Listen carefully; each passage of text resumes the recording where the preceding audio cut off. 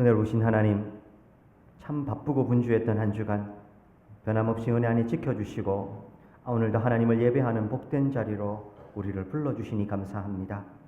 예수 그리스도의 목숨값으로 구속함을 받은 우리들, 이제 우리는 더 이상 이 땅에 속한 사람이 아닌 거룩한 하나님 나라 속한 하나님 백성임을 기억합니다. 주여 하여 이 땅 더 이상 우리의 욕망의 대상이 되지 않도록 도와주시오며 하나님 나라 드러내고 세워가야 하는 사명의 대상, 사역의 현장으로 바라볼 수 있도록 도와주시옵소서. 오늘 예배를 통하여 그런 우리의 정체성이 다시금 확인되고 새롭게 갱신되는 은혜의 주일, 은혜의 예배되게 하여 주옵소서. 특별히 가을이 마무리되는 시점에 서 있습니다. 원하옵나니 우리에게 우리날 계수함을 가르치시사 지혜로운 마음을 얻게 하시며 그렇게 땅끝까지 주께 드릴 열매 가득 안고 우리 주님 갈망하고 기다리는 우리의 하루하루 삶이 되게 하여 주옵소서. 감사드리며 예수 그리스도의 이름으로 기도드립니다. 아멘. 교동문 14번 시편 24편입니다. 땅과 거기에 충만한 것과 세계와 그 가운데 사는 자들은 다 여호와의 것이로다.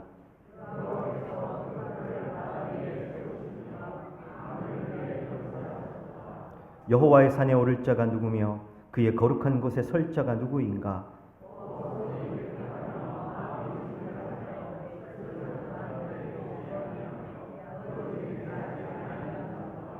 그는 여호와께 복을 받고 구원의 하나님께 의를 얻으리니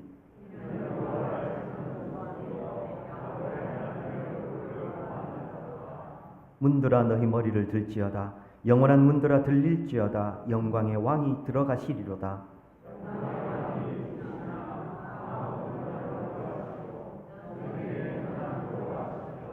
문들아 너희 머리를 들지어다. 영원한 문들아 들릴지어다. 영광의 왕이 들어가시리로다.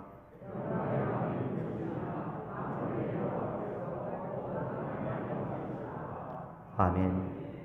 전능하사 천지를 만드신 하나님 아버지를 내가 믿사오며 그 외아들 우리 주 예수 그리스도를 믿사오니 이는 성령으로 잉태하사 동정녀 마리아에게 나시고 본디오 빌라도에게 고난을 받으사 십자가에 못 박혀 죽으시고 장사한 지 사흘 만에 죽은 자 가운데서 다시 살아나시며 하늘에 오르사 전능하신 하나님 우편에 앉아 계시다가 저리로서 산 자와 죽은 자를 심판하러 오시리라. 성령을 믿사오며 거룩한 공회와 성도가 서로 교통하는 것과 죄를 사하여 주시는 것과 몸이 다시 사는 것과 영원히 사는 것을 믿사옵나이다. 아멘. 찬송가 391장입니다.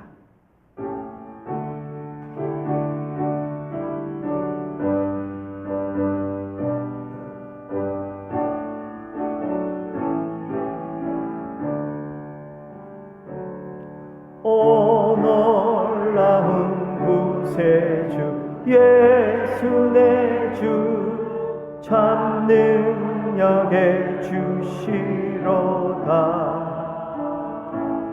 큰 바위 및 안전한 그곳으로 내 영혼을 숨기시네.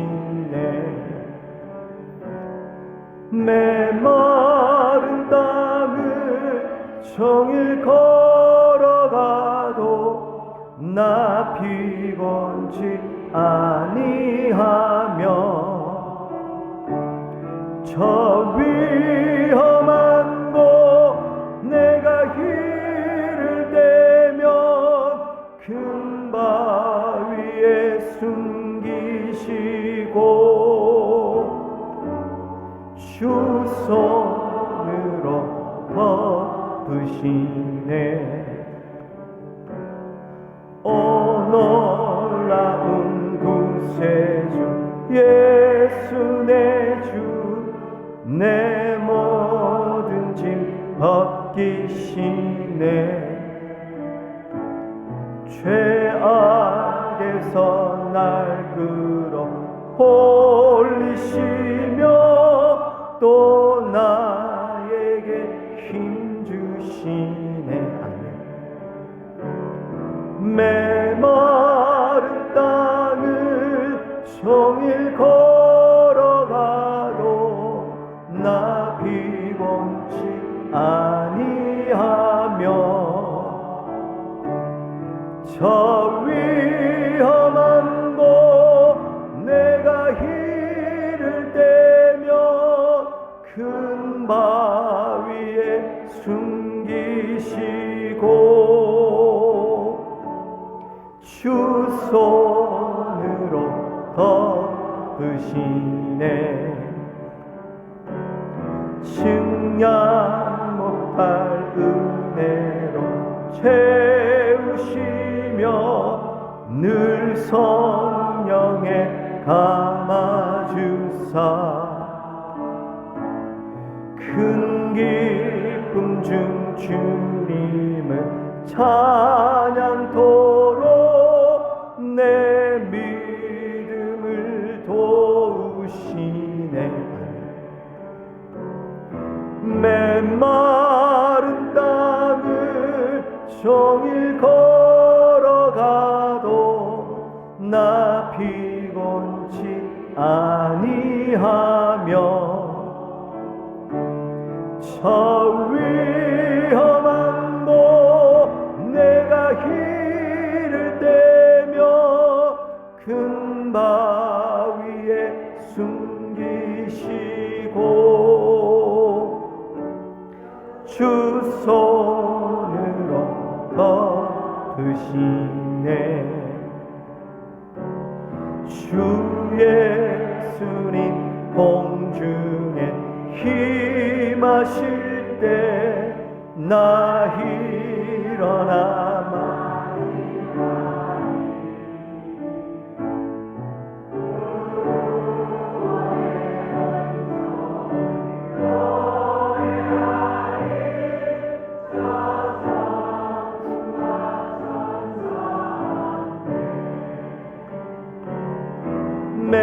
메마른 땅을 종일 걸어가도 나 피곤치 아니하며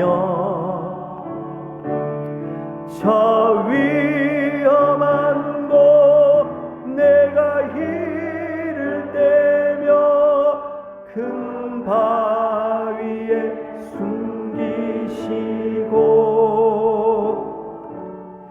주 손으로 덮으시네. 이 시간 우리를 대표해서 백경천 장로님 나오셔서 기도해 주시겠습니다.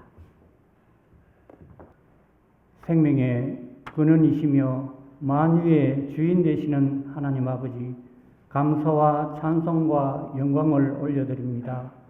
죄로 말미암아 영원히 죽었던 저희들을 주님의 십자가 보혈로 대속하여 주시고 의롭다함을 받아 거룩함에 이르게 하시며 생명의 길로 인도해 주신 그 은혜 그 사랑 감사드립니다. 만물을 지으시고 다스리시는 하나님의 섭리 가운데 어느덧 11월 마지막 주일을 맞아 주의 날을 구별하여 거룩한 예배의 자리로 불러주시니 감사를 드립니다.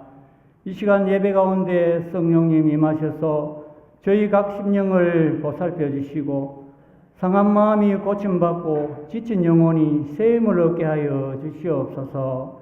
지난 한 주간도 하나님의 뜻보다 세상의 소리를 쫓으며 말씀보다 감정에 흔들렸던 모든 잘못을 고백합니다.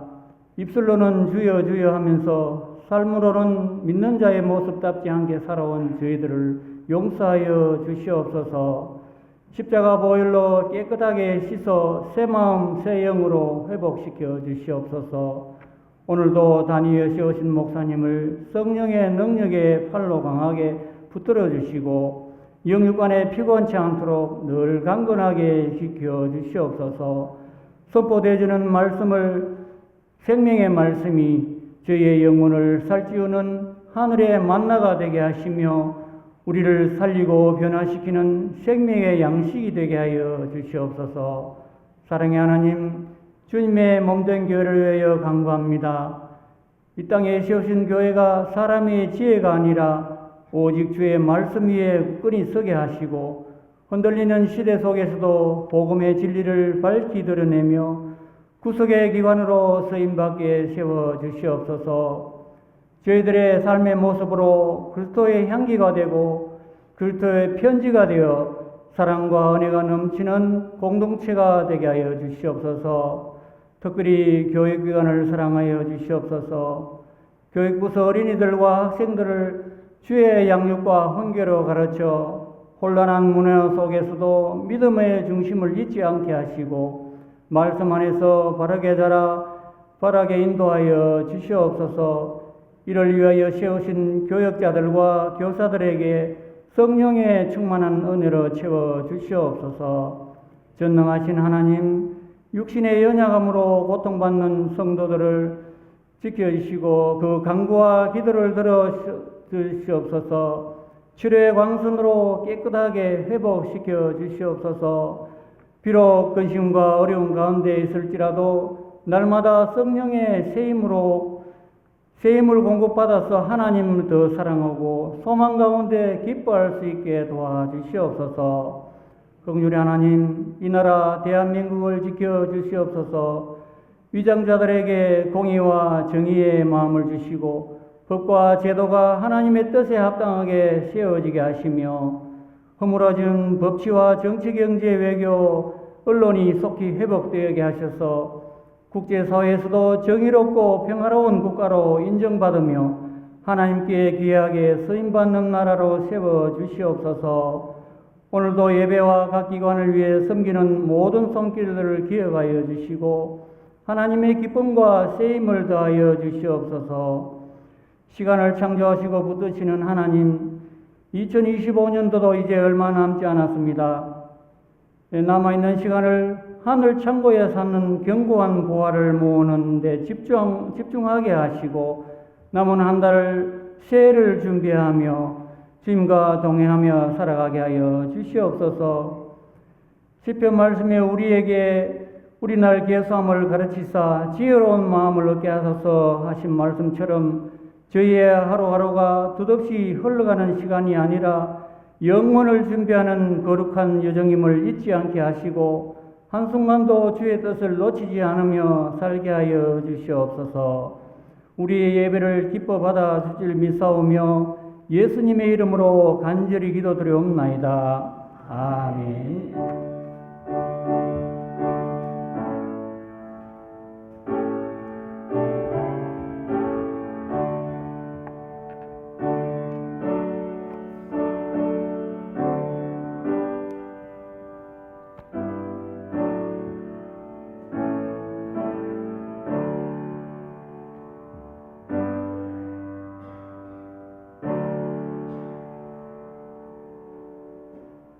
오늘 우리가 함께 나누실 말씀은 사도행전 9장 36절로 43절까지 말씀입니다.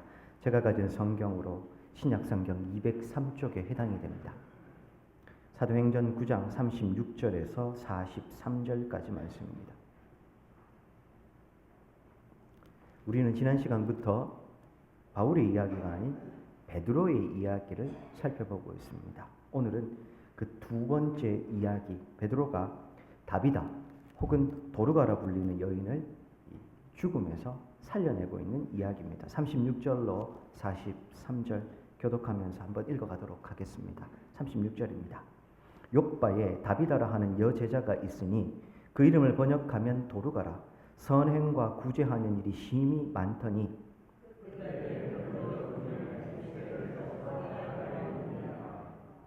룻다가 욥바에서 가까운지라 제자들이 베드로가 거기 있음을 듣고 두 사람을 보내어 지체 말고 와 달라고 간청하여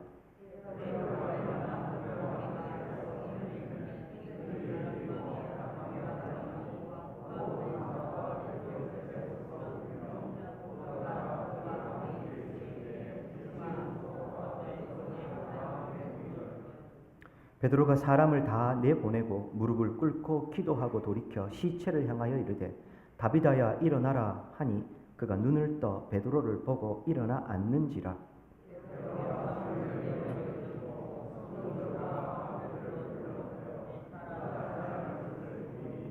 온 요빠 사람이 알고 많은 사람이 주를 믿더라. 베드로가 요빠에 여러 날 있어 시몬이라 하는 무두장이의 집에서 머무니라. 아멘. 찬송 50장 1절 드리면서 하나님께 드릴 우리 헌금 봉헌하도록 하겠습니다.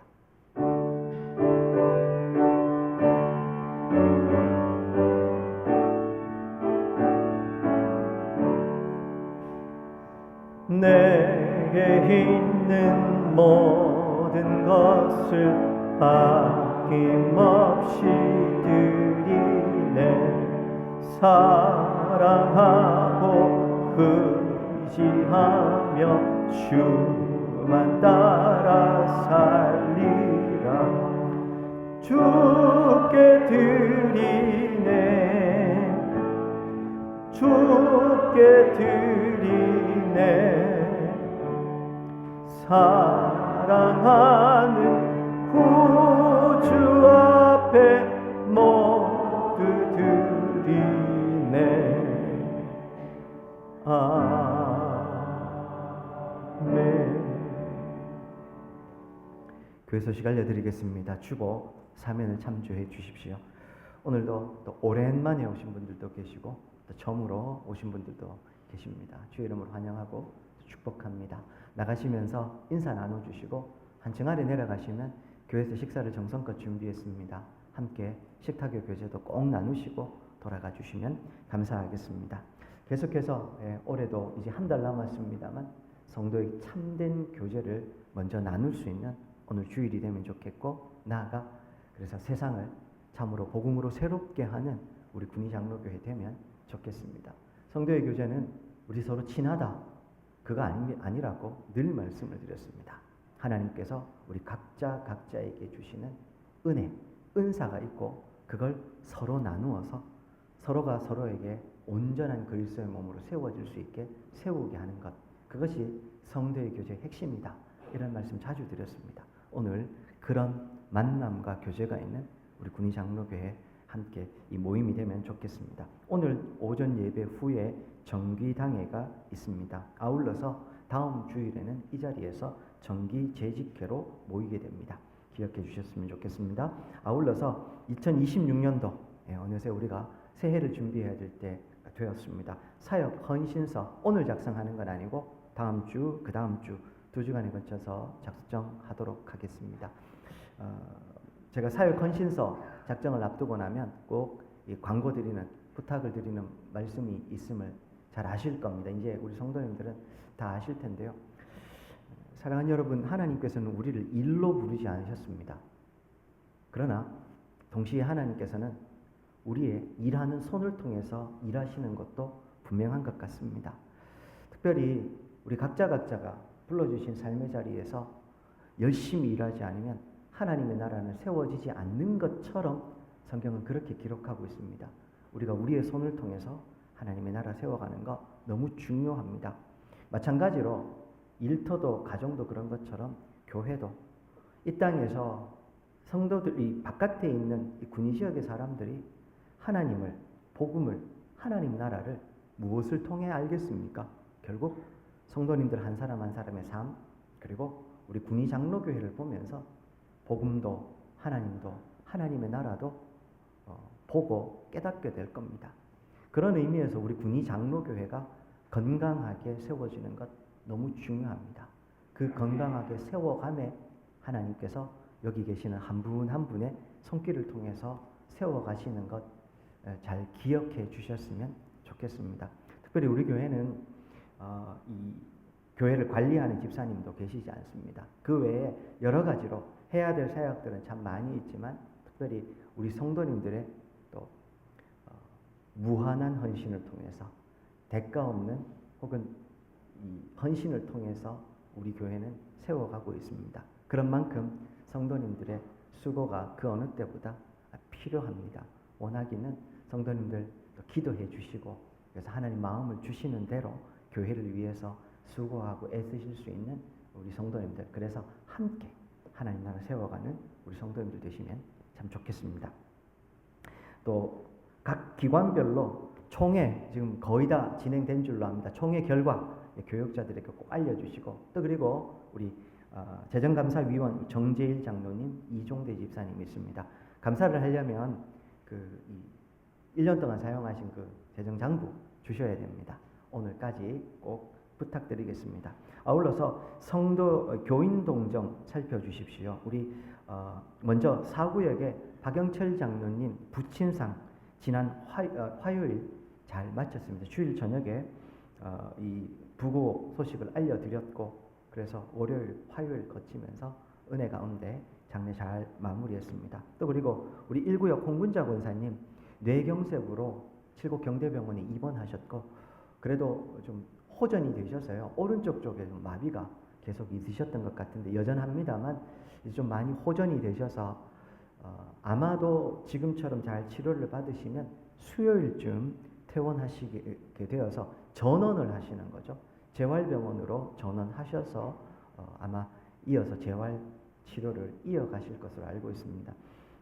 신방을 하려고 했었는데 이제 그 아드님 되시는 목사님께서 뭐 여러 가지 상황 때문에 좀 나중에 전원하시고 재활병원 가시게 되면 그때 오시면 좋겠다 말씀을 하셔서 아마 이번 주 중에 전원하시게 되면 다녀올 것 같습니다. 위에서 계속해서 기도해 주셨으면 좋겠습니다. 아울러서 우리 또 이상훈 집사님, 또 우리 김희자 성도님, 또 그 외에도 우리 요양병원에 계시는, 혹은 요양병원에 계시는 건 아니지만 건강이 여의치 않아 이 자리에 함께 할 수 없는 많은 우리 고령의 어르신들도 혹은 환우들이 있습니다. 기억해 주시고 늘 기도로 마음 함께 해주시면 감사하겠습니다. 또 아울러 군 복무 중에 있는 우리의 자녀들, 청년들, 또 그리고 직장 때문에 타 지역으로 혹은 학업 때문에 타 지역에 있는 우리의 자녀들을 위해서도 꼭 기도해 주시기를 부탁드리겠습니다. 이상입니다. 제가 한 번 더 기도하겠습니다. 하나님, 우리는 연약합니다. 우리는 부족합니다. 아니 사실은 하나님의 은혜 없으면 단 한순간도 살아갈 수 없는 그런 연약하고 무익한 존재들일 뿐입니다. 주님, 오늘도 그 하나님의 은혜를 의지하여 사모하여 주께로 나아왔사오니 주여, 하나님의 말씀이 그런 우리의 심령을 새롭게 하며 살리고 깨우는 은혜의 시간이 되게 해주옵소서. 상하고 지친 심령들이 있다면 주님 다시금 위로하시고 사명의 자리 세워주옵소서. 복음이 여전히 복음되지 않아서 주님, 이 복음 안에 있는 생명을 경험하지 못한 이들 혹시 이 자리에 있다면 원하옵나니 주의 말씀이 생명으로 그 속에 역사하는 은혜 예배 되게 하여 주옵소서. 뿐만 아니라 오늘 함께 모여 예배하는 우리 사랑하는 성도님들, 함께 예배하고 하나님을 찬양하며 또 그렇게 성도의 교제를 나눌 때 이것을 통해서 장차 임할 하나님의 나라를 여기서 잠시나마 누리고 맛보게 해주시고, 그렇게 이 땅을 우리가 상대화시키며 하나님의 나라를 온전히 소망하는 이 땅을 살아가지만 참된 하나님의 백성들 다 되게 하여 주옵소서. 하나님 백성이며 하나님의 나라를 사모하기에, 그것을 고백하고 인정하기에 하나님 11조를 드립니다. 주일헌금과 감사헌금과 성교헌금도 올려드립니다. 주님, 자본이 본위가 되는 시대여서 이 물질을 우리가 내려놓는 것, 상대화시키는 것 참 쉽지 않습니다. 그러나 하나님의 주권을 인정하기에 이 물질을 기꺼이 주님 앞에 올려드리오니, 물질만 드림이 아닌 사랑하는 하나님 앞에 우리의 삶 전부를 헌신하여 올려드리오니 주님 기뻐 받아주시오며, 또한 이 물질을 통하여서 하나님의 나라 이 땅에 흥행하는 은혜도 베풀어 주옵소서. 뿐만 아니라 사랑하는 성도들의 삶도 눈동자처럼 지켜 주시옵소서. 돌보아 주시옵소서. 불황의 긴 터널을 지나가고 있는 이때에 주님, 사랑하는 성도들의 각각의 기업들이 오히려 하늘에 하나님의 채워주시는 은혜로 윤택한 복도 누리게 하여 주옵소서. 그렇게 날마다 하나님의 나라를 누리고 경험하며 사모하며 살아가는 우리 성도들 되게 하여 주옵소서. 오늘도 주의 말씀 함께 나눌 때 이 말씀이 우리에게 참된 능력과 생명으로 역사하는 시간 되게 해 주옵소서. 예수님 이름으로 기도드립니다. 아멘. 베드로는 흩어진 예루살렘 초대교회가 박해로 인해서 흩어졌지 않습니까? 베드로는 이제 그렇게 흩어진 성도들을 돌아보고 있습니다. 성도들이 흩어졌으니 흩어진 성도들이 뭐 하겠습니까? 복음은 생명입니다. 생명의 특징은 어디든지 가면 자라고 역사한다는 특징이 있습니다.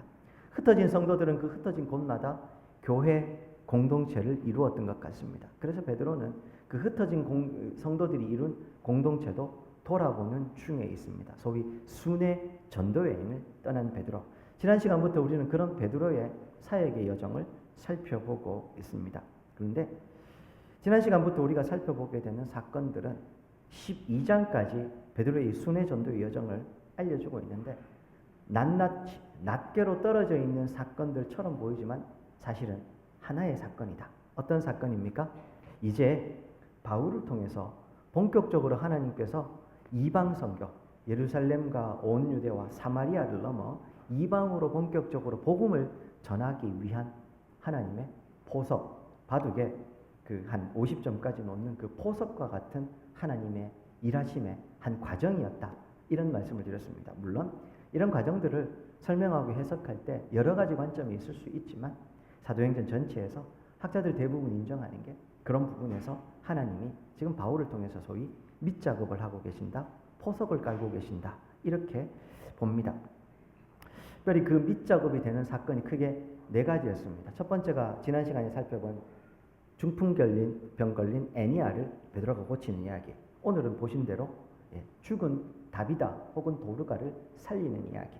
그리고 다음 시간에 우리가 살펴보게 될 백부장 고넬료의 회심 이야기. 마지막이 베드로가 감옥에 갇혔다가 탈출하는 이야기들로 구성되어 있습니다. 두 번에 거듭된 기적의 이야기, 하나의 회심 이야기, 하나의 탈출 이야기. 이 모든 것은 하나님 나라라는 관점에서 아주 중요한 의미를 갖게 됩니다. 오늘은 그 두 번째 이야기입니다. 36절에 보시면 이야기의 무대가 지난주는 룻다였습니다. 오늘은 욥바라는 곳으로 옮겨지고 있습니다. 특별히요, 오늘 본문의 사건이 벌어지는 곳이 욥바라고 하는 것은 두 가지 의미에서 참 중요한 의미를 좀 가집니다. 첫째, 사진을 좀 띄워주시겠습니까? 이 욥바라는 곳이 어디냐 하면 여기가 예루살렘입니다. 여기가 룻다였습니다. 여기가 욥바입니다. 딱 봐도 룻다와 요다가 이 욥바가 참 가까이 있죠. 룻다에서 욥바까지는 약 17, 8km, 예루살렘에서는 한 55km 정도 떨어져 있습니다만 한 17, 8km 떨어져 있는 가까운 거리라고 합니다. 오늘날의 이곳은 야파라고 하는 도시라고 하는데요. 더 정확하게는 여기는 당시 예루살렘 이 가나안에 속한 이스라엘 백성들의 땅이 아닌 이방 땅이었다고 합니다. 수리아의 통치에 있는 곳. 다시 말해서 이곳이 오늘 본문의 사건이 벌어지는 곳이 욥바라는 건 첫 번째 이방 땅이라는 의미가 있습니다. 두 번째로는요, 베드로가 지금 룻다에 있지 않습니까? 여기서 17, 8km 되는 가까운 거리라는 게 또 중요한 배경이 됩니다. 17, 8km쯤 되니까 우리 걸어가면 얼마쯤 걸릴까요?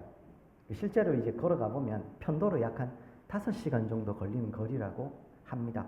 하루 만에 반나절이면 갈 수 있는 거리라는 거죠. 이게 왜 또 중요한가? 유대인들은 기본적으로 장례가 발생하면 그 시체를 해가 질 때까지 내버려 두지 않습니다. 예수님 돌아가셨을 때 어떻게 했는지 생각해 보십시오. 해지기 전에 이 시체를 따로 이 소위 장례 절차를 도입을 했다고 합니다. 그런 부분에서 지금 베드로가 이 욥바에 가까이 있었다는 게 중요한 의미를 가집니다. 또 하나는요, 이 지역 자체가 워낙 기온이 높은 지역 아닙니까? 죽은 시체를 오래 놔둘 수가 없습니다. 그래서 유대인의 장례가 그리 길지 않은 이유, 물론 이제 애곡하는 기간은 길지만 제가 예전에도 설명을 드렸는데 이 유목민 특성상 멀리 옮겨 다니면서 이 유목하던 사람들 자기 고향 집에서 떠나서 먼 곳에서 죽게 되면 일단 그 자리에서 장례를 치루어서 그 시체가 썩게 놔뒀다가 뼈만 나중에 추려서 조상들의 묘실로 가져가는 그래서 그 자리에 일단은 장례를 하게 하는 게 그들의 풍습이었습니다. 시신을 오래 방치할 수가 없었던 겁니다. 베드로가 만약에 멀리 떨어져 있었으면 베드로를 부를 엄두를 내지를 못했을 겁니다. 그런데 반나절 거리 정도, 편도로 5시간 정도 거리 있으니 가까이 있다는 소식을 들었겠죠. 그래서 오늘 베드로가 이 다비다가 있는 곳까지 올 수 있는 배경이 되는 겁니다. 마침 순회 전도 여행을 다니고 있다는 소식을 아마 주변에 다 들었을 거니까 그래서 부르고 있는 겁니다. 이어서 36절에서는 이 죽은 다비다가 어떤 사람이었는지를 소개해 주고 있습니다. 또한 중요한 정보인데요. 첫째, 36절에 보면 다비다를 여제자 이렇게 부르고 있습니다. 그냥 통상적으로 생각하시면 예수 믿는 사람 이렇게 생각하시면 됩니다. 근데 이 헬라어로 마테뜨리아라고 하는 이 단어, 여제자라는 단어가 신약 성경에서 여기만 유일하게 사용이 됩니다. 다비다라는 이 여인에게만 여제자라는 호칭을 사용합니다. 어떤 의미가 있을까요? 이 여인이 평범한 사람은 아니었다는 겁니다. 아마도 이 뒤쪽에 이어지는 내용들을 보면 그 욥바라는 교회에서 꽤 영향력 있는 인물 혹은 중요한 혹은 이 사역적으로 중요한 그런 인물이었을 것으로 봅니다. 혹은 여제자라는 호칭을 칠 때는 일반적으로 초대교회 당시에서는 예수님을 직접 만났는가 그렇지 않은가 유무로 따졌다고 하니 아마도 다비다는 이 예수님 공생애 중에 직접 만났을 가능성도 있습니다. 아무튼 이 다비다 혹은 번역하면 도르가 둘 다 하나는 아람어고 하나는 헬라어인데요. 둘 다 그 가젤 있지 않습니까? 사슴과의 그 아프리카에 뛰어다니는 가젤을 뜻하는 이름이라면 이름 자체에는 뭐 큰 의미는 없습니다만 그 이름을 굳이 이렇게 밝혀주면서 그 자리에 뒤쪽에다가 그 여인이 어떤 사람이었는지를 하나 더 설명해 줍니다. 선행과 구제하는 일이 심히 많더니라고 이야기를 해주고 있습니다. 사실은 아마 누가는 혹은 하나님께서는 이 여인이 여제자였으며 동시에 구제와 또 선행이 많은 사람이었음을 강조해 주고 싶었던 것 같습니다. 누가복음의 특징 중에 하나가요. 가난하고 소외된 이들에 대한 이 관심이 많다는 겁니다. 보다 직접적으로는 율법과 하나님 백성의 삶의 관점에서 물질을 하나님의 백성이 어떻게 사용해야 되는가에 대해서 누가는 관심이 많습니다. 누가복음에 보면 그래서 누가만 적고 있는 내용들이 꽤 있는데 그 중에 삭개오 이야기라든지 이런 거 보면 물질과 관련해서 누가는 그 부분을 굉장히 좀 강조하고 있다는 내용입니다. 어쨌든 이 다비다 혹은 도르가라라는 여인은 자신이 가지고 있는 것으로 많은 사람들을 섬기는 선행과 구제를 많이 하는 여인이었음을 가르쳐주고 있습니다. 이어서 37절 죽었습니다. 그래서 시체를 씻어서 다락에 누였다라고 성경은 이야기를 합니다. 이 부분도 학자들에 따라서 좀 다양하게 해석을 합니다. 보통 시체는 이제 기름을 발라야 되는데 기름 바르지 않고 씻어가지고 다락에 누였다 하니까 베드로를 부른 사건과 연결시켜서 아마도 이 욥바에 있는 성도들이 베드로가 오면 무언가 상황을 달라지지 않을까 기대했을 가능성이 있다. 공식적인 장례 절차에 돌입은 했으되 아직 기름을 바르고 소위 염은하진 않은 상태다라고 보기도 합니다. 그런데 우리가 이제 이 성경을 볼 때 너무 그렇게 디테일하게 보다 보면 우리 스스로 잘못된 해석의 길로 갈 수 있습니다. 성경 해석에 크게 두 가지 원칙이 있습니다. 하나는 적절성이고 하나는 충분성입니다. 적절성이라 하면 성경 전체가 말하는 부분에 고기만 보는 것이 그 이상으로 즉 인간의 왜곡된 지적 호기심을 필요 이상으로 사용하지 않는다는 원칙이 하나 있습니다. 충분성이라는 원칙은 뭐냐 하면 성경이 강조하는 내용은 충분히 강조해서 이야기해야 되는 부분이 있습니다. 오늘 본문에서도 이 다비다가 병들어 죽었고 시체를 씻어서 다락에 누였다라고 하는 것 해석에 많은 여지들은 있지만 아마도 의사였던 누가의 입장에서는 분명히 죽었다라는 사실을 알려주는 것 같습니다. 그래서 살아날 가능성이 없는 분명한 죽음이 임한 상황을 확인시켜 주려고 이렇게 적었던 것 같습니다. 그랬고 38절에 보면 루다가 욥바에서 가까웠기 때문에 베드로가 마침 거기 있다는 사실을 듣고서 두 사람을 보내어서 베드로에게 지체 말고 와달라고 간청하고 있습니다. 지체하지 말고. 장례가 곧 끝나지 않습니까? 그러니 빨리 와달라고 이야기를 합니다. 39절 베드로는요 다시 그래서 그 부름에 응답해서 욥바까지 달려갑니다. 갔더니 다락방에 사람들이 모여 있는데 39절 중반부부터 보시면 모든 과부가 베드로 곁에 서서 울며 도로가가 그들과 함께 있을 때 지은 속옷 겉옷 다 보여주고 있습니다. 여인이 어떤 삶을 살았는지를 잘 보여주고 있는 것이죠. 앞서 가난하고 소외된 사람들에 대한 이 누가복음의 독특한 관점, 아니 사실은 이건요 누가복음의 관점이라기보단 율법 전체를 보면, 구약의 율법 전체를 보면 그 시대에 가난하고 소외된 이들에 대한 매우 특별한 관심을 가지고 있습니다. 그건 하나님의 마음이라는 것이죠. 우리가 뒤쪽에 가서 그런 부분을 조금 더 생각을 해보겠습니다만, 사랑하는 여러분, 율법에 보면 특별히 과부와 고아와 객을 특정해 가지고요 그들에 대해서 어떻게 대우하라고 하는지가 아주 선명하게 드러납니다. 오늘날의 관점이 아닌 사회 안전망이 갖춰져 있지 않았던 고대의 관점에서 보면 하나님께서 이스라엘 백성들에게 주신 그 율법은 굉장히 파격적인 내용들로 가득합니다. 왜 가난한 사람들, 과부와 고아들에 대해서 관심을 가져야 되는가? 그런 것들에 대한 관심 자체가 없던 시대였습니다. 어린이, 오늘날 우리에게는 노약자, 어린이에 대한 장애인들에 대한 관심 많이 이야기하지만 우리나라 아이들을 어린이라고 부른 것 자체가 소파방정환 선생님, 그 이전에는 아이들은 노동력이 없었기 때문에 그냥 입 하나 더 보태는 존재로밖에, 천덕부리 같이밖에 여겨지지 않았던, 우리나라 그랬었습니다. 그렇게 오래되지 않았던 것이죠. 그런 관점에서 보면 이 성경 전체가 하나님께서 가지고 계시는 관점입니다. 하나님 당신의 백성들이 어떻게 살아야 되는지를 잘 보여주고 있는 것이죠. 아무튼 이 다비다는 살아있는 생전에 그렇게 가난하고 소외된 사람들 향해 하나님의 마음에 합한 그런 일을 열심히 했고, 그래서 죽은 이후에 과부들이 다 와서 당시의 사회 안전망에 벗어나 있는 먹고 살기 참 힘들었던 과부들 다비다가 돌봤고, 죽은 이후에 겉옷 속옷 가지고 와서 베드로에게 이렇게 산 사람입니다 보여주고 있었던 겁니다. 그리고 그 죽음을 애통해하며 안타까워하고 있는 것이죠. 다비다를 보면 어떤 생각들을 가지신지 잘 모르겠습니다. 참 아름다운 삶 아닙니까? 그 사람이 어떻게 살았는지는 죽고 나면 선명하게 드러날 겁니다. 목사가 목회 어떻게 했는지는 죽음까지 갈 것도 없습니다.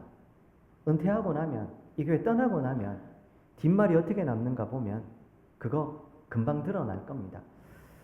그런 부분에서 지금은 말씀하지 마시고요. 그냥 마음속에 두시고 나중에 이원성 목사 떠나게 되시면 그때는 제가 없으니까요. 사랑하는 여러분, 오늘 이 다비다 혹은 도르가라는 여인의 삶, 죽은 이후에 더 빛나고 있습니다. 성도의 삶은 이 정도는 되어야 되지 않겠나, 이런 생각을 좀 해봅니다. 이 정도라는 표현을 써서 죄송합니다. 근데 우리가 그렇게 살 수 있기 때문이 아니고 이것이 우리의 지향점이기 때문에 그렇게 말씀드립니다. 내가 어떤 은혜로 오늘 이 자리에 있고, 내가 가진 시간, 물질, 내가 가진 그 모든 것이 어디로부터 왔고 하나님이 내게 어떤 삶을 요구하시는지를 알면 오늘 우리가 어떤 삶을 살아야 되겠습니까? 하나님의 나라와 의를 위해 살아간다는 삶이 어떤지를 알면 우리가 어떻게 살아가야 되겠습니까? 그래서 그런 관점에서 보면 다비다 혹은 도르가, 이 여인의 삶은 예수 믿는 사람이라면 이 정도는 살아야 안 되나, 그런 지향점으로서 말씀을 드립니다. 어떻게 생각하십니까? 자막입니다. 이사야서 60장 22절, 한때 자주 강조했던 내용입니다. 그 작은 자가 천명을 이루고 그 약한 자가 강국을 이룰 것이라. 때가 되면 나 여호와가 속히 이룰 것이다. 하나님의 나라, 그 복음 안에 있는 생명과 능력에 관한 구절입니다. 제가 그런데 이 구절 가지고 드렸던 말씀 기억나시죠? 예전에 청년부 사역하면서 자주 했던 이야기가 있었습니다. 비전, 꿈 이런 거 이야기하는 청년이니까요. 어떤 삶을 살 것인지 정하라고 청년들에게 자주 이야기했습니다. 혼자서 1000명이 써야 될 것을 그걸 다 혼자서 욕심스럽게 다 소비하고 살아가는 삶이 있고, 혹은 혼자서 1000명의 사람들을 넉넉히 먹이고 살리는 사람이 있다고, 어떤 삶을 살 건지 생각해 보라고 이야기를 했습니다. 단순히 물질의 문제를 이야기하는 게 아닙니다. 내가 내 삶에 가지고 있는 그런 자원들을 어떻게 사용할 것인가에 관한 문제라는 겁니다. 내 삶을 어디에 초점을 맞추고 어떤 지향점을 가지고 살아갈 것인가, 그런 이야기를 하는 겁니다. 2025년도 이제 마무리하는 시점에 서 있습니다. 한 해를 시작하면서 어떤 계획들을 세우셨습니까? 그리고 이제 한 해를 마무리해야 되는 시점에 있습니다. 2026년도 이제 어떻게 살아야지 이 계획들도 좀 세워야 될 겁니다. 어떤 계획들을 좀 세우고 있습니까? 조금 더 구체적으로는요, 지난 11달 동안, 올 한 해 동안 하나님 내게 주신 시간, 물질, 각종 자원들 어떻게 사용하셨습니까? 나 혼자, 내 계획, 내 거, 이것을 위해서만 사셨습니까? 아니면 기꺼이 이것을 내 주변에 있는 사람들과 나누어 하나님 나라를 세워가는 일들 사용하셨습니까? 사랑하는 여러분, 만났을 때 내가 이런 이야기 하는 사람들은 멀리 하십시오. 온통 관심사가 자기 자신밖에 없는 사람들, 하나님 나라에 합당한 사람이 아닙니다. 한 해 동안 세운 계획표 안에 온통 내 개인의 계획들로 가득 차 있는 사람들, 24시간이 짧다 생각하면서 그렇게 살아가는 사람들 조심하십시오. 자신에만 주목하고 집중하는 삶은 절대로 하나님 백성의 삶이 될 수가 없습니다. 자, 그렇다고 해서요, 하나님이 우리에게 주신 비전이 있으니 열심히 살지 말라, 그런 얘기가 아닙니다. 열심히 사셔야죠. 다만 하나님 나라 백성은 주님 내게 주신 비전을 가지고 열심히 살아가되 하나님이 내게 허락하신 자원들이 있습니다. 그걸 기꺼이 나누고 타인을 위해서 공유하고 살아간다는 말입니다. 자꾸 이렇게만 설명하면 맛있는 것도 먹지 말아야 될 것 같고 좋은 것도 하지 말아야 될 것 같은데 그 말도 아닙니다. 하나님이 내게 은혜로 주신 거, 물질이 있습니까? 좋은 거 주셨습니까? 감사하게 받으십시오. 주신 은혜를 누리는 것도 은혜입니다. 다만 거기서 탐욕으로 나가면 안 된다고 했습니다. 아, 이거 먹었으니 나 더 먹고 싶다. 어떻게 하면 더 먹을까? 이렇게 가지 마시고 주시니 감사하고 누리십시오. 하나님 감사합니다. 거기서 멈추시면 되는 겁니다. 그리고 그걸 가지고 그러면 나는 이걸 어떻게 나눌까? 하나님 내게 좋은 것을 주셨다면 은혜로 감사함 받으십시오. 다만 그걸 어떻게 내 이웃과 나누고 그들을 섬기고 하나님의 나라와 의를 위해서 살아갈지, 그걸 구분하셔야 되는 겁니다. 이렇게만 말씀드리면 너무 어렵죠. 성도의 삶이 그렇습니다. 조금만 잘못하면 탐욕으로 가고요, 조금만 잘못하면 금욕으로 가는 겁니다. 우리는 금욕주의라고 부름받지도 않았고 탐욕의 삶으로 부름받지도 않았습니다. 그 중간이 있는 겁니다. 그래서 어려운 겁니다. 은혜가 필요한 겁니다. 사랑하는 여러분, 제가 어제 참 귀한 목사님 한 분을 만나고 왔는데요. 이 죽음 직전까지 가서 이제 내일 아침에는 눈을 못 뜨겠구나 생각해서 가족들 불러놓고 다 이렇게 이제 다 이야기를 본인 스스로 이제 다 하셨답니다. 아침에 눈을 떴는데 여기가 천국인가 하고 눈을 떠보니까 살아있더랍니다. 지금도 여전히 편찮으시긴 하지만 그런 경험을 하고 나서 보니까요, 그 전에 본인이 막 이렇게 중요하게 생각했던 것 중에 대부분은 하나도 중요하지 않더랍니다. 그래서 저한테도 몇 번이나 하시는 말씀이 뭐가 중요한데? 이러십니다. 곰곰이 생각해 보면 그 기준, 그런 삶을 한번 경험하고 나니까 중요한 게 선명해지더랍니다. 무엇이 진짜 중요한지, 무엇이 별로 중요하지 않은 것인지 선명해지시더랍니다. 우리가 그 정도까지는 되지 않더라도요, 사랑하는 여러분, 하나님의 나라와 의, 하나님 오늘 나를 어떤 은혜로 구원하셨고 내가 어떤 존재인지 깊이 묵상하면, 한마디로 이야기하면 십자가 앞에 내 삶을 세워놓으면 우리가 사실은 많은 부분이 좀 선명해질 것 같습니다. 하나님 내게 분명히 주신 좋은 것들이 참 많습니다. 금욕의 삶으로 살라가 아닙니다. 그걸 어떻게 나눌지를 살라는 겁니다. 생에 대한 의지가 없으면 우리는 다 염세주의로 갑니다. 허무주의로 갑니다. 아이고 뭐 살아도 그만 죽어도 그만. 성도는 그런 사람도 아니거든요. 근데 또 너무 건강, 목숨 이것만 중요하게 생각하면 그것도 아닌 겁니다. 하나님께서 우리에게 생에 대한 의지와 그 살아갈 수 있는 욕구를 주셨기에 우리가 그래도 오늘 붙잡고 살아가는 겁니다. 그게 잘못됐다는 게 아닙니다. 다만 그걸 넘어서면 안 되고 반대로 허무주의나 염세주의로 가도 안 되고 그 중간 어디쯤 은혜로 이 땅을 좀 살아가는 우리들이 되면 참 좋겠습니다. 바라고 소망하기는 우리 군의장로교회가 이런 가치들을 위해 굳건히 서서 우리 성도님들도 우리 교회도 세상 속에 참된 성도의 삶이 무엇인지 잘 보여주면 좋겠습니다. 이어지는 40절, 죽은 이 다비다 혹은 도르가, 베드로가 어떻게 하고 있습니까? 사람들 다 내보내고 무릎을 꿇고 다비다야 일어나라. 다비다가 살아나고 사람들이 놀래고 요파 사람들이 알고 많은 사람들이 주께로 돌아옵니다. 40절에 베드로가 이 다비다를 살리는 이 이야기, 이거 어디서 보셨죠? 자막입니다. 마가복음 5장 41절. 그 아이의 손을 잡고 이르시되 달리다 굼 하시니 번역하면 곧 내가 내게 말하노니 소녀야 일어나라 하십니다. 이 달리다 굼이라는 말이요, 달리다가 소녀야 라는 말이고 굼이 일어나라 이런 말이거든요. 아람어입니다. 베드로도 아람어를 사용했습니다. 예수님과 베드로는 아람어로 대화를 나눴을 겁니다.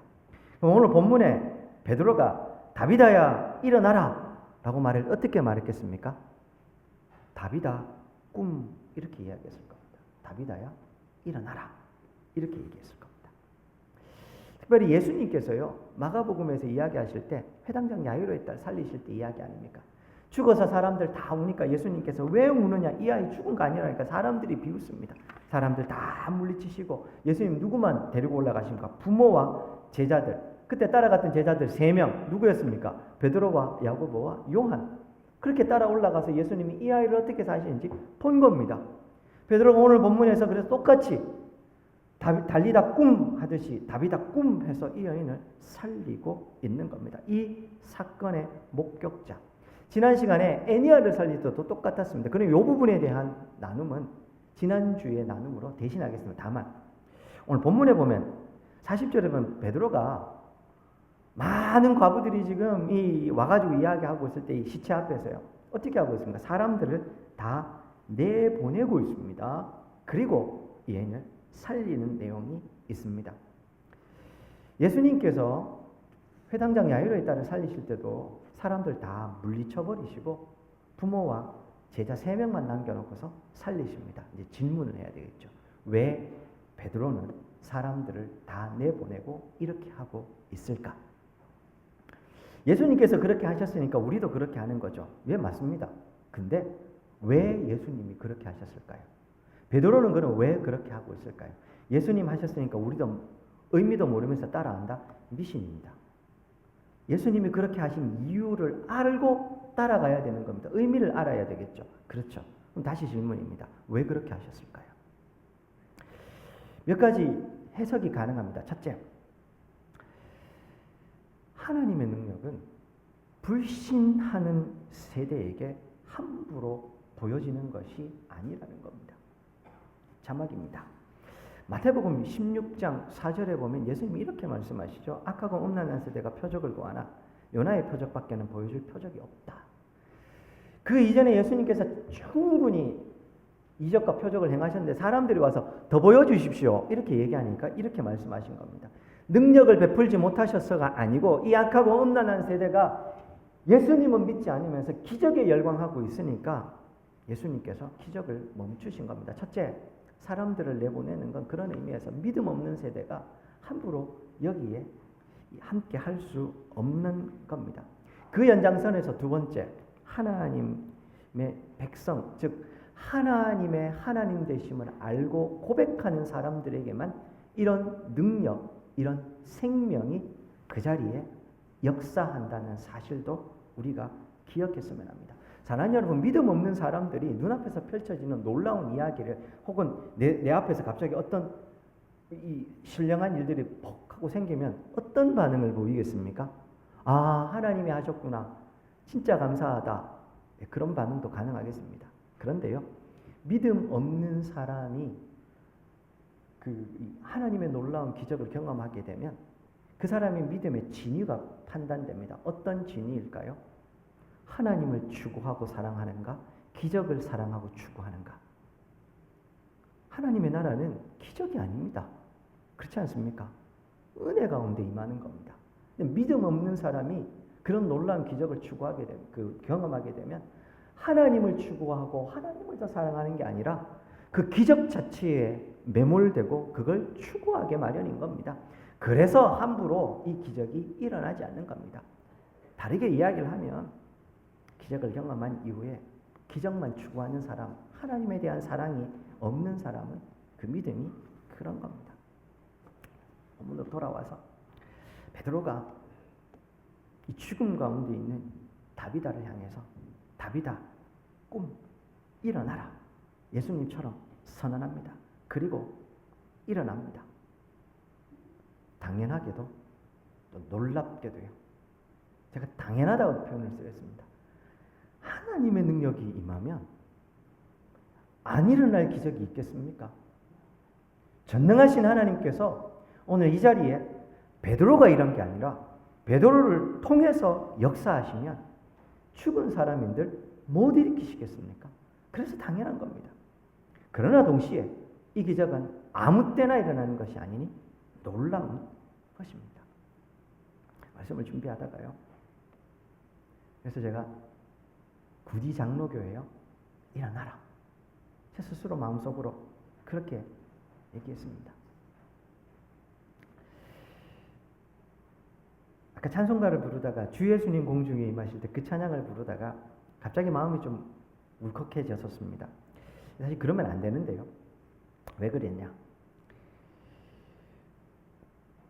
성경에는 하나님의 능력, 심지어 오늘 본문에는 죽은 다비다가 살아나지 않습니까? 이런 이야기들로 가득합니다. 근데 성도님들을 만나서 이야기를 나누다 보면 사실은 그런 죽음과 같은 절망적인 상황들을 겪는 분들이 너무 많습니다. 각자 자주 드리는 말씀이죠.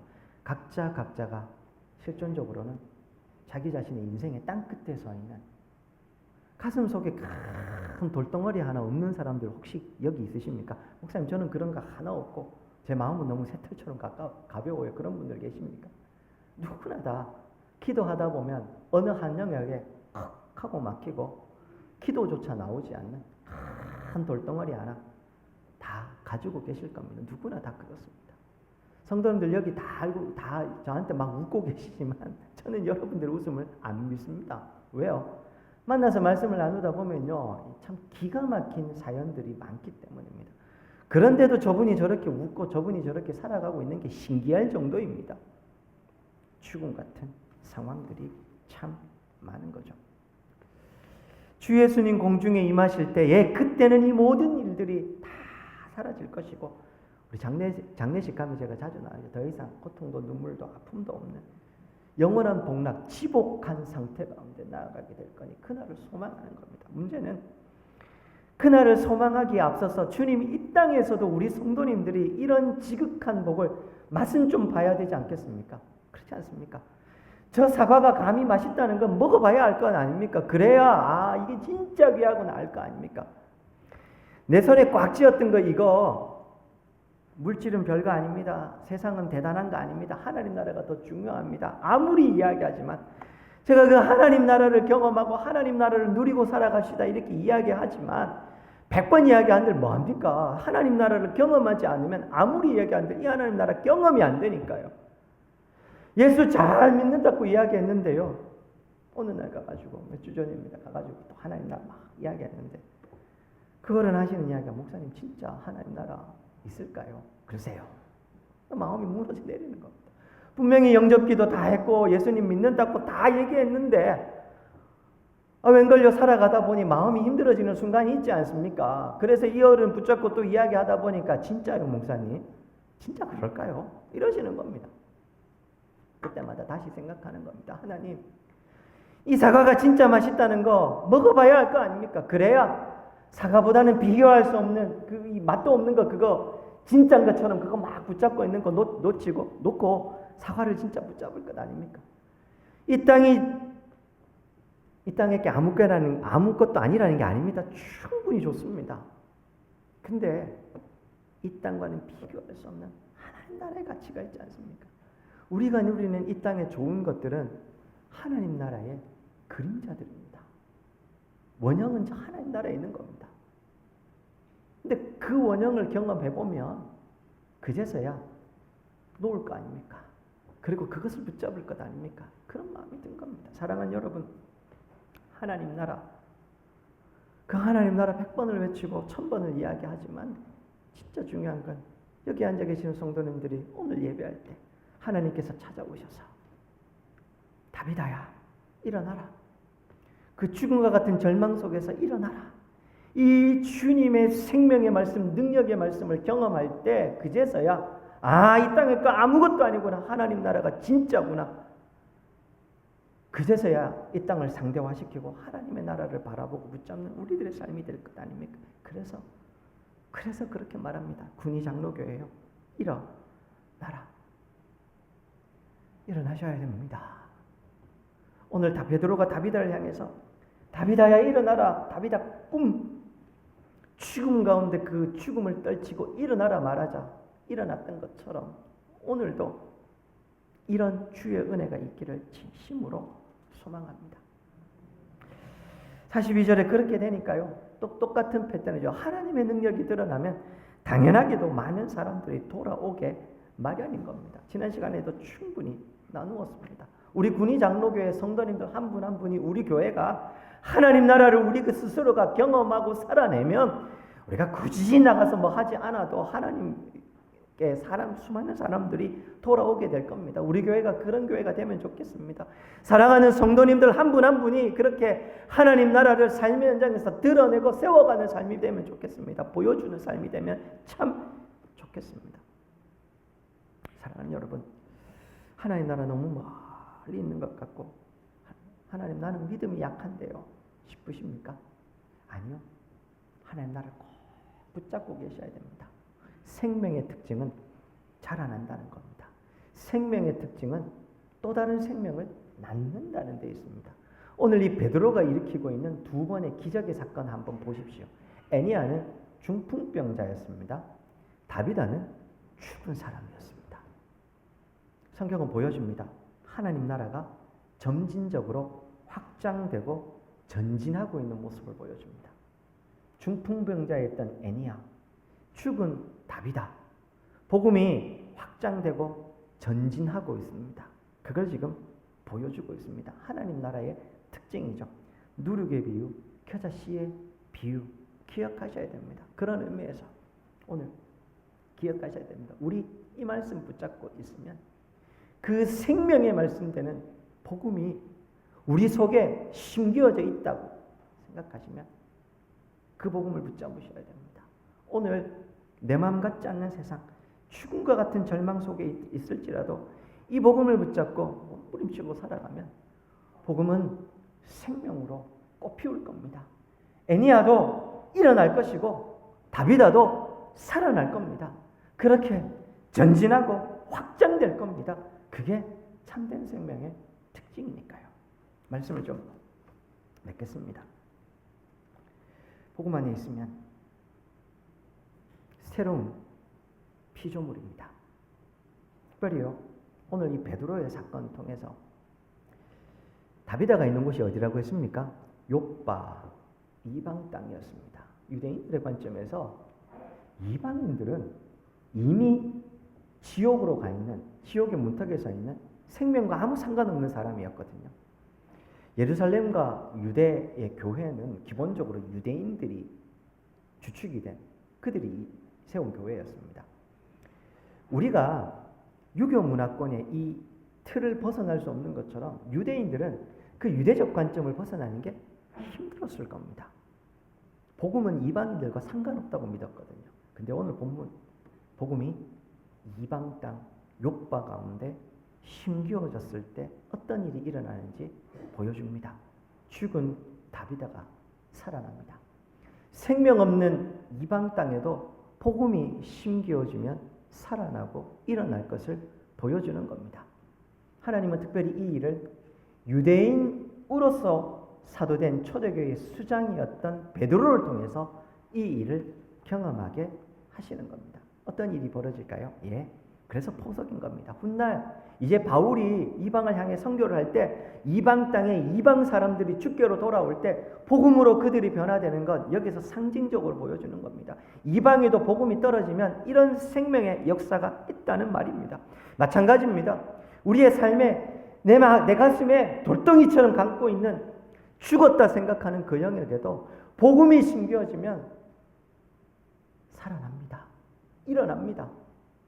오늘 내가 포기하고 있었던 이 삶의 영역도 복음이 심겨지면 그곳에는 참된 생명의 역사가 일어납니다. 사랑하는 여러분, 이런 생명의 역사, 복음 안에 있는 놀라운 이 구원의 역사가 오늘 사랑하는 성도님들의 개인의 삶 가운데 있기를 소망합니다. 나아가 우리의 삶의 현장에서 이런 일들이 벌어지고 우리 군위 장로교회 안에 우리도 사실은 스스로 어쩔 수 없다 놓쳐버리고 우리도 어쩔 수 없다 내어놓은 부분이 있지 않습니까? 모든 걸 다 할 필요는 없지만, 다 할 수도 없지만 그렇다고 해서 내려놓아서도 안 되지 않습니까? 복음 안에 생명을, 이 역사를 믿는다면 우리 군위 장로교회 또한 그런 영역들까지도 살아나는, 그래서 죽은 다비다가 일어나듯 하나님께서 오늘 우리에게 다비다 꿈 하듯이 군위 장로교회 꿈 해주셔서 모두가 다 주의 은혜로 살아나는 은혜가 있기를 주의 이름으로 축원드립니다. 오늘 말씀을 기억하시면서 우리 한번 기도했으면 좋겠습니다. 그렇습니다. 복음은 생명입니다. 죽은 사람도 살리시게 될 겁니다. 이방 땅에도 이 복음은 여전히 생명으로 역사합니다. 우리의 삶에도 마찬가지입니다. 우리 교회도 마찬가지입니다. 오늘 말씀을 붙잡고 기도하시겠습니다. 살아계신 하나님 아버지, 오늘도 말씀을 통해서 또 우리에게 도전하여 주시니 감사합니다. 하나님 아버지, 오늘 죽은 다비다 살아나는 이 사건을 통해서 우리가 교훈 받습니다. 달리다 굼 하듯 다비다 꿈, 죽은 다비다가 살아납니다. 주여, 복음이 그렇습니다. 주님 안에 있는 참된 생명, 능력인 이 복음이 우리 안에 있다면 주님, 우리의 삶의 죽은 영역, 죽었다 생각하는 부분도 새롭게 살아날 것이요 회복될 것임을 믿습니다. 우리 군위 장로교회 성도들의 삶의 영역에서도, 우리 교회 안에서도, 이 땅에서도 이 복음이 참된 생명으로 역사하는 은혜를 베풀어 주시옵소서. 감사드리며 예수 다비다 꿈, 주님, 죽은 다비다를 살려내는 복음의 능력과 생명, 그것이 오늘 사랑하는 성도님들의 삶 가운데, 삶의 현장 가운데, 우리 군위 장로교회 가운데, 나아가 이 땅 가운데 심겨지게 하시고 생명으로 능력으로 역사하는 은혜를 베풀어 주시옵소서. 예수님 이름으로 기도드립니다. 아멘. 찬송가 445장입니다. 1절과 3절입니다.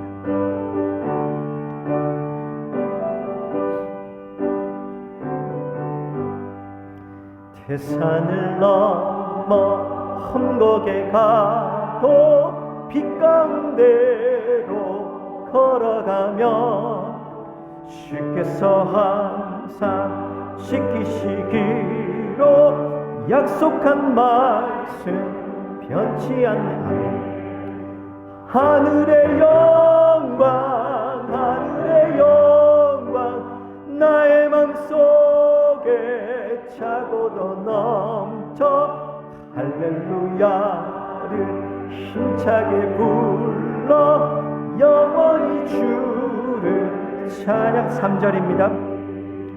광명한 그대 마음의 바다 찬란한 천국 바라보고 할렐루야를 힘차게 불러 날마다 빛에 걸어가리. 하늘의 영광 하늘의 영광 나의 맘속에 차고도 넘쳐 할렐루야를 힘차게 불러 영원히 주를 찬양하리. 아멘. 지금은 우리 주 예수 그리스도의 은혜와 하나님 아버지의 극진하신 사랑과 성령의 위로하시고 교통하시고 충만케 하시고 살리시는 은혜가 다윗의 꿈 오늘 우리를 향해서 일어나라 말씀하시는 그 은혜 힘입어 죽음 가운데 일어나기를 소망하는 우리 모든 성도님들 머리 위에 우리 교회 위에 이 땅의 교회 위에 이제로부터 영원토록 함께 있을지어다.